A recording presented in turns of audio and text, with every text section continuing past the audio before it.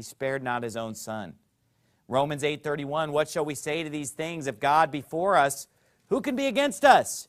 He that spared not his own son, but delivered him up for us all, how shall he not with him also freely give us all things? How can we ever doubt that God would give us what we need? How can we ever doubt that he loves us? How can we ever doubt that if we prayed and asked anything according to his will, he would hear us and give us the petitions that we desired him? How could we ever doubt his love, his generosity? How could we doubt that he cares about us, that he wants what's best for us when he spared not his own son? Don't downgrade that. Don't try to minimize that. That's the ultimate sacrifice. That's the emphasis. That's what comes up over and over again, how the Father sent his son.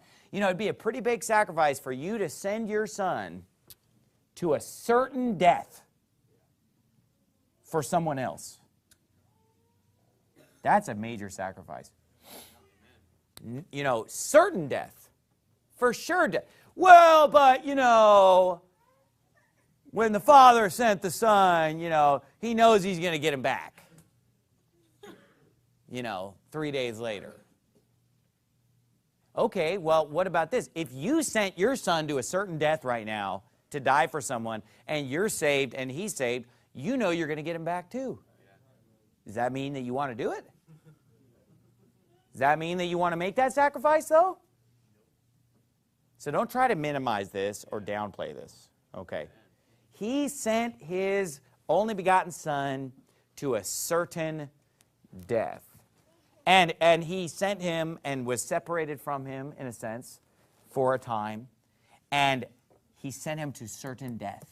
Okay, now you say, well, you know, I think I can see myself making that sacrifice. But I'll bet you this, if someone only had one son, they'd even be less likely to want to make that sacrifice. Because at least if they had other sons, they could comfort themselves, right, in their other child. And look, a loss of a child is always a tragedy. But I'll tell you this right now.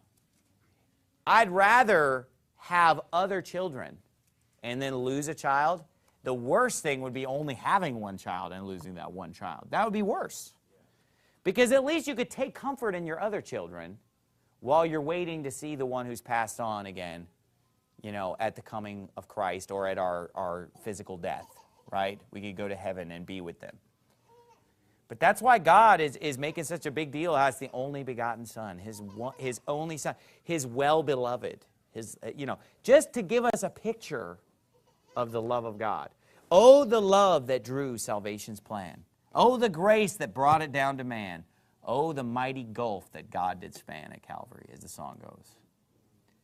And so as we celebrate Christmas and we think about the birth of Christ, just think about the fact that the reason that that baby Jesus showed up in that manger was because the Father sent the Son to be the Savior of the world. And that's a good memory verse for you. You should, in fact, memorize that verse. And we have seen and do testify that the Father sent the Son to be the Savior of the world. 1 John chapter 4, verse 14. Let those words sink down into your ears this Christmas season, that the Father sent the Son to be the Savior of the world. God so loved the world.